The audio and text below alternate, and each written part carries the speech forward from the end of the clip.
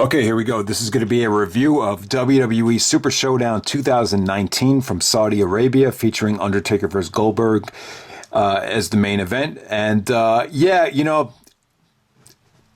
one of these overseas pay-per-views.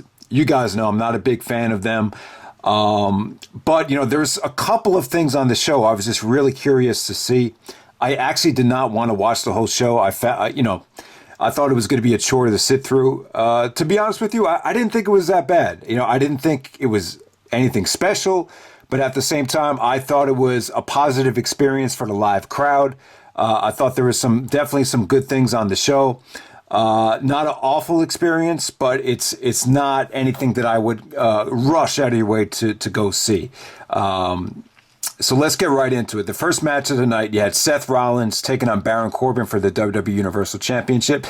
Yeah, so Baron Corbin, not a spectacular opponent for Seth Rollins. So what really made this interesting was that Brock said he was going to be there on Friday, which is Super Showdown, to cash in the briefcase. So Rollins is selling the rib injury from the Lesnar beatdown on Raw. So Rollins has ribs taped. So Baron Corbin goes to work on the ribs. That was great in-ring psychology. I'm just being honest. Yeah, I mean, it wasn't bad. It wasn't bad storytelling. Michael Cole sold the fact that Rollins' passion and resilience got him back into the match. And, there was some really good stuff here, though. I thought Rollins' selling was pretty decent. Rollins pulled out some nice, not high spots, but a lot of suicidal offense. He put his body on the line. There were some good exchanges with the referee, though. Baron Corbin started getting on the referee, saying to do your job, and he's like, no, you do your job. So the referee showed great emotion, and then Rollins kind of took advantage and got the schoolboy pinfall on Corbin to get the victory. And then Brock comes out after Corbin attacks Rollins. And then Brock is about to cash in, but Rollins, just like at WrestleMania, hits the low blow and starts annihilating Lesnar with the chairs. So the WWE, they fooled everybody. They gave us a nice little tease. They were able to get people to subscribe to the network or tune into the show because maybe you thought Brock might cash in the briefcase. So that's exactly what they're doing with the Money in the Bank with Brock. They're kind of using it as a prop just to tease people, because you're always wondering, is Brock going to cash in now? When's Brock going to cash in? So, I guess it works from that standpoint. So yeah, I mean, I didn't mind that. Brock came out and he got beat down by Seth, but at the same time Brock still keeps the briefcase. It's inevitable. I think Seth Rollins, Brock Lesnar, hopefully at SummerSlam, it'll finally happen. I still think Seth and Brock could really have a great match down the road. So they're definitely building to that. That's not a bad thing to look forward to.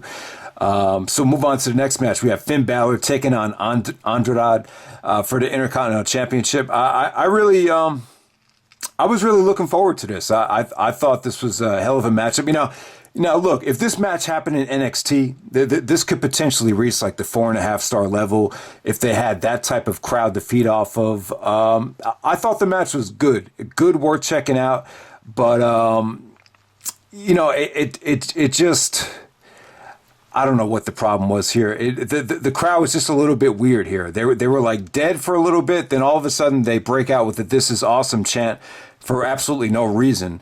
So it was just a little bit weird. But definitely Andrade did some paid homage to Eddie Guerrero.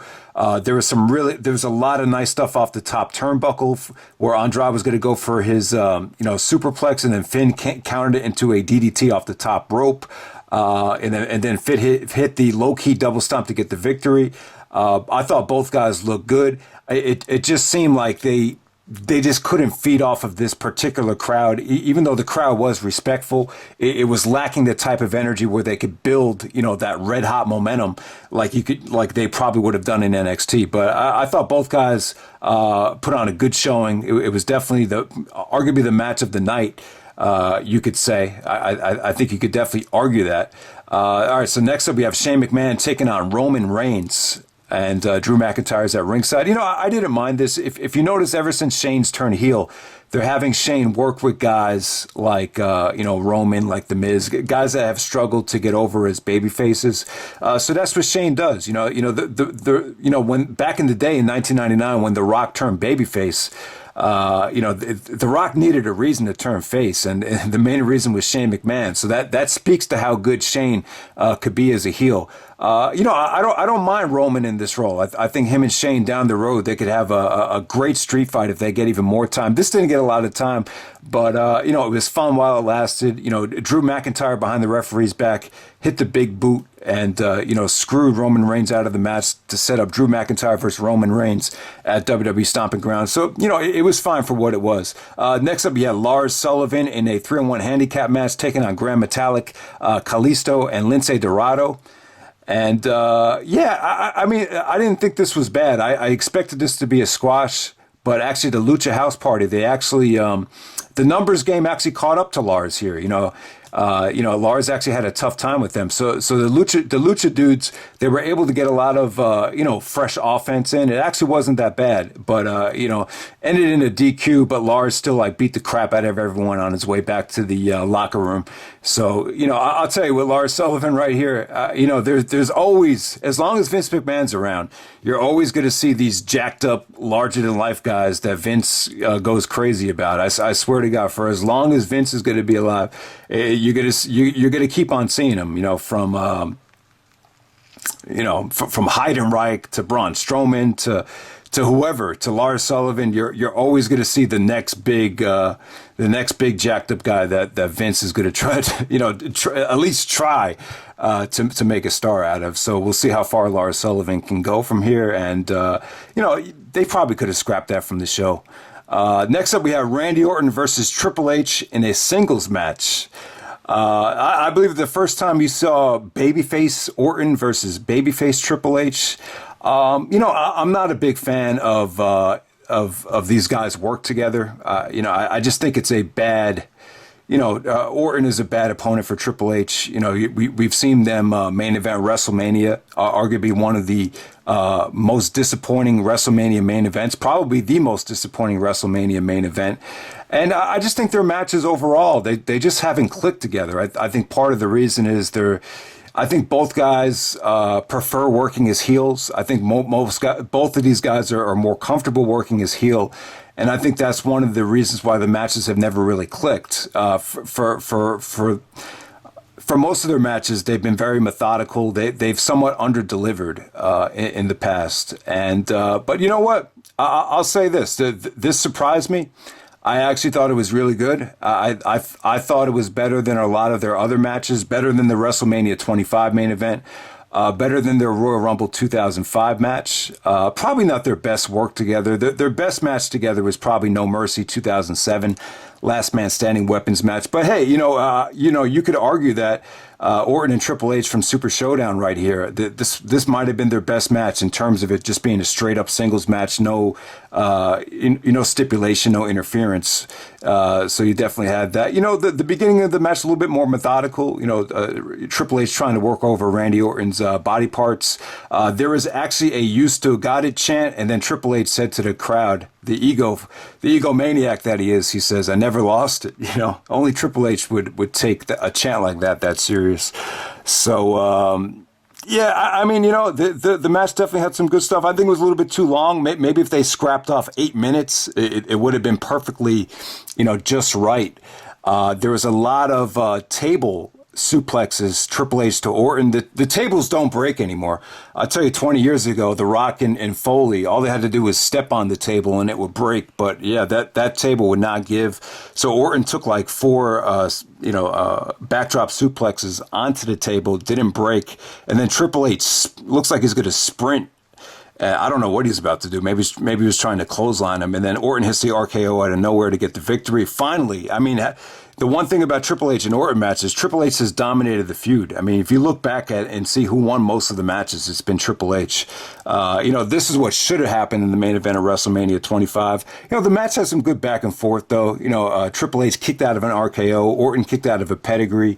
Methodical, very well executed, not very entertaining, but very, very crisp from a scientific standpoint. So definitely, I would say Orton and Triple H, you could argue that it was boring, but it was still, for the most part, by by the time you get to the finish, it was pretty good considering the work they've done in the past. You know, you guys know I'm not a huge Randy Orton fan. I'm not a huge Triple H fan. I just think they're a little bit overrated, and I think they've been given a lot of favoritism in the WWE. I just think like guys like Jericho and Van Dam have gotten the short end of the stick when you compare their careers to guys like Randy Orton and Triple H. All right, so from there we have Braun Strowman versus Bobby Lashley. This is one of those matches where it's just kind of like, it was cool for what it was. It was a good big man match. It was actually pretty fast paced to see, two big guys move around at that pace. And there was just a lot of good back and forth. Strowman with a lot of, strong suplexes here. Lashley didn't look awful, but it's just one of those matches where by the time you get to the ending with Strowman going over, Strowman really worked the crowd. There was a couple guys in the front row chanting, "Get these hands." So Strowman worked hard to get the crowd to actually get into this thing. But, him and Lashley, this featured Lashley doing the job again. And, I'm kind of disappointed at Bobby Lashley's run in WWE. It just seems like he's not putting up enough of a fight in terms of, in terms of him protecting his star power. But, Strowman versus Lashley, this was like your solid, Raw match right here. Really nothing spectacular, but nothing bad. There's really nothing to criticize both guys over, but it's just a match that I don't think any one of you guys is ever going to go back to. All right, next up we have Kofi Kingston versus Dolph Ziggler. This is probably the most disappointing match on the show. Ziggler doesn't seem in tip-top form.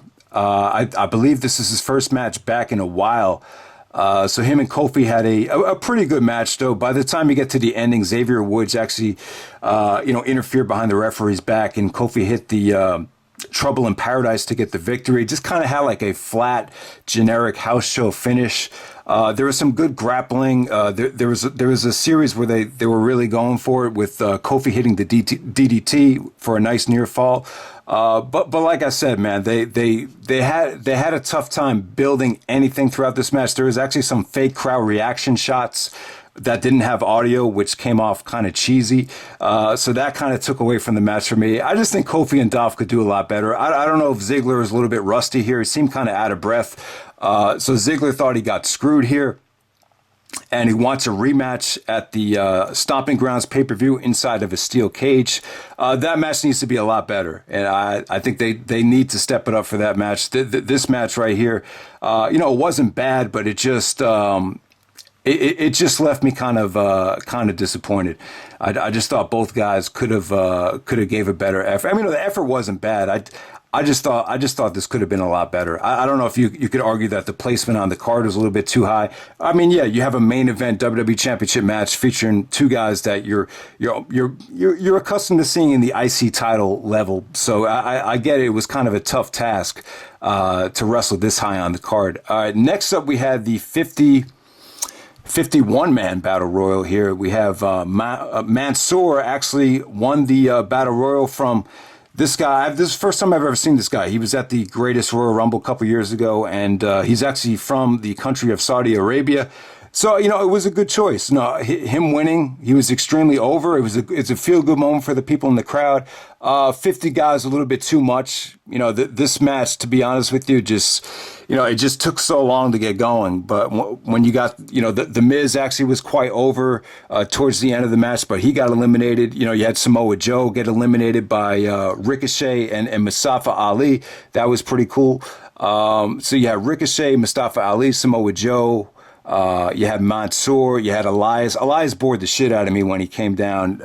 His entrance just took forever, but him and Mansoor were the last two guys. There was some good back and forth between them. Elias actually lost to Mansoor, got a great reaction. The end of the battle royal, it wasn't horrible. I thought like the last 5 minutes were pretty entertaining. But, the 50 men in the Rumble is just way too many people. It just took forever. And then we get to the main event. We have Undertaker versus Goldberg. So the question is this a dream match or a nightmare match? Now listen, like my expectations were not that high for this. I really don't enjoy watching the Undertaker wrestle at this stage.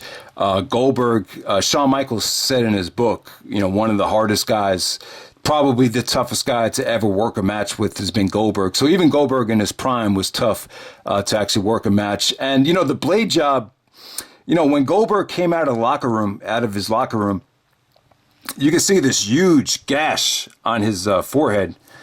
It was almost as bad as Austin at WrestleMania 17. So you kind of knew there was going to be a blood spot. And I didn't think the effort was that bad. I thought the effort was pretty good. Jim Ross would say that this match was bowling shoe ugly. I guess you could use that term for some of the maneuvers. I didn't see Goldberg really get hurt from the tombstone shot. So there's reports that he fell on his head. I hope Goldberg is okay. If any of you guys know of Goldberg's condition, let me know. But, I thought the effort from Goldberg wasn't bad. He didn't look as good as he did against Brock, but I thought the match actually, it was pretty decent. I think Goldberg getting busted open, I think it was cool. I think Goldberg, he knew he was going to lose the match. I think he wanted to go down swinging, and that's exactly what happened. There was actually some good submission work from Goldberg. He actually put Undertaker in the leg bar. Undertaker's into mixed martial arts and all that stuff, so that doesn't surprise me that they actually got down on the mat and did some submission work. Undertaker was going for the big boot from coast to coast, and then Goldberg hit a spear. Everything about the offense looked kind of ugly. It looked ugly, but you know what? I just kind of, I respected what they did out there. I didn't think it was that bad. I thought the effort was good. It's just two legends just trying to, muster up one great, big last match out of each other. And, Goldberg actually kicked out of the tombstone, but then eventually Taker hit a nasty looking choke slam where, Goldberg was, Taker had a tough time getting Goldberg up for that, but that was the finish. And yeah, it is what it is. Like I said, I enjoyed it. I didn't have high expectations for it. I thought the effort was good. Execution, yeah, it was tough to watch. But yeah, man, the Saudi Arabia money is going to bring back people from the dead. Imagine how bad Hulk Hogan and Ric Flair probably want in on this Saudi Arabia money. I'm sure they do. But that's pretty much it, guys. Yeah, you know what? In retrospect, I wish I hadn't watched the whole show. But I was curious, so I ended up watching the whole thing.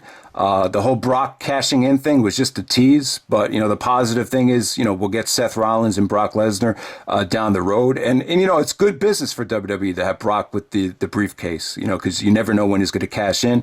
And, they were able to get people to tune in to see exactly what he was going to do. Finn Balor and Andrade, I just felt like that match could have been so much better. Had it taken place in a different venue. I just felt like they had a tough time getting any sort of momentum there. Orton and Triple H had one of their better matches. I hate to say it, but I thought they did. And, Kofi and Dolph, very disappointing. They definitely need to have a better match in the steel cage match at Stomping Grounds. The Battle Royal, I thought it had a fun ending. Last couple minutes were good, but the whole thing was a chore to sit through. And Undertaker versus Goldberg, good effort, but it was just ugly to watch. So that's pretty much it, guys. That's Super Showdown 2019. Definitely do not watch this show unless, you got nothing else to do, I don't feel like shit for watching it. I didn't think it was awful. It's just nothing you need to see. Once again, it just had a very, very house showish-esque feel to it. And but these Saudi Arabia shows, they, there's a lot of money involved. And that's probably the main reason I was intrigued to see how this show turned out. But that's pretty much it. And I'm out. All right.